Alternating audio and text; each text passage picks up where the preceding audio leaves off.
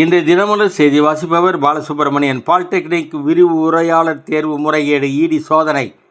மேலும் மதிப்பெண்களை இணையதளத்தில் பதிவேற்றம் செய்யும் போது முறைகேடு நடந்துள்ளது. இதையடுத்து ஆசிரியர் தேர்வு வாரிய தற்காலிக ஊழியர்கள், இடைத்தரகர்கள் மற்றும் பணம் கொடுத்து குறுக்கு வழியில் வேலைக்கு சேர முயன்றவர்கள் என 156 பேர் மீது வழக்கு பதிவு செய்யப்பட்டுள்ளது.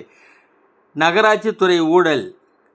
கடந்த ஆட்சியின் போது ஆதரவாக மறு ஆய்வு மனுவை இந்த தமிழக வெற்றி கழக அரசு திரும்ப பெறுவதற்கு முன்னாள் அமைச்சர் நேரு தரப்பு எதிர்ப்பு. ஏன் இந்த பயம்? பயமே காட்டி கொடுக்கிறது. மத்திய அரசுடன் மோதல் போக்கை விரும்பவில்லை. தமிழகத்தின் வளர்ச்சிதான் எங்களுக்கு முக்கியம். சட்டசபையில் முதல்வர் விஜய் அறிவிப்பு. பத்ம விருதுகள் ஐஐடி இயக்குனர் காமகோடி உட்பட 65 பேருக்கு வழங்கினார் ஜனாதிபதி முர்மு அவர்கள். தாய்மாமன் தங்க மோதிர திட்டம் செப்டம்பர் 15 அண்ணா பிறந்த நாளில் தொடங்க வைக்கிறார் தமிழக முதல்வர். 755 கோடி ரூபாய் ஒதுக்கீடு.